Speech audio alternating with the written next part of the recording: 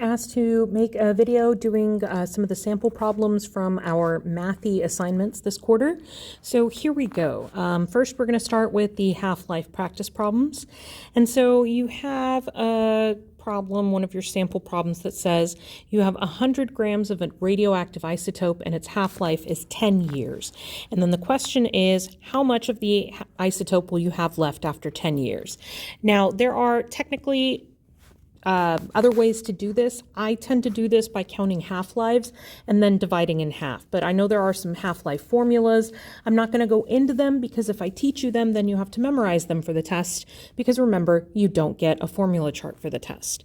So I start with, you have 100 grams, and then that's going to go through one half-life. So that means we're going to cut that in half, and it's going to be 50 grams. So that's how much you would have left after 10 years. The next question says, how much of the isotope will you have left after 20 years? So again, I count my half-lives. That's 2 half-lives. So I'm going to go with 100 grams that I started with. After one half-life, that's down to 50 grams, which was the last question. And then after another half-life, I'm going to be down to half of that, which is 25 grams. So that's my second half-life, and that's my answer right there. Then for part C of this, how many half-lives will occur in 40 years? Well, to find that out, I take the number of years I have, 40 years, and I'm going to divide it by the number of years in a half-life, which is 10 years. That's going to give me 4, and that's how many half-lives will elapse in that time. So fairly simple problems to do. Now for the second problem, the half-life of plutonium-239 is 24,300 years. A nuclear bomb releases 8 kilograms of this isotope. And how many years, that's what we're looking for, would pass before the amount is reduced to 8 kilograms?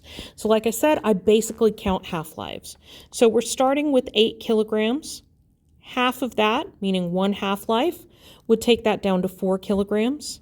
And then half of that, meaning 2 half-lives, would take that down to 2 kilograms. And then half of that, which is my third half-life, would take me down to 1 kilograms. Now, I don't want this in terms of half-lives. I want this in terms of years.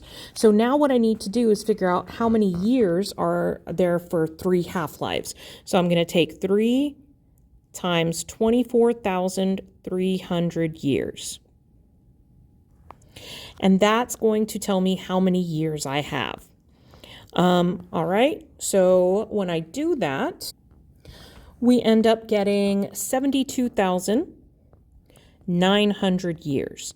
So after that nuclear bomb, it would take 72,900 years for, a good 7/8 of the material to disappear or no longer be radioactive. Sorry, it doesn't disappear. All right, another question. We have the half-life of radon-222 is 3.8 days. How much of a 100-gram sample is left after 15 days? So what we want to know is how much is left, and we start with 100 grams. So the first thing I want to do if I'm going to be able to count half-lives is I need to figure out how many half-lives this is.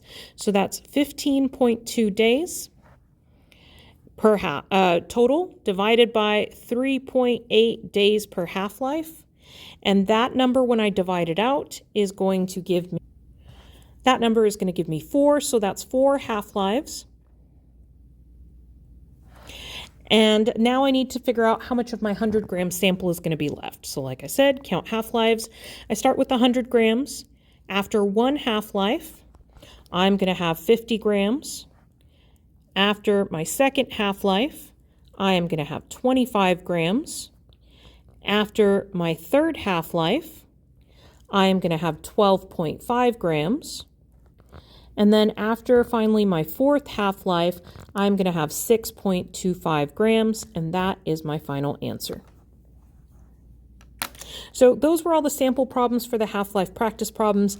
I'll be making another video on the energy practice problems, the sample problems from there.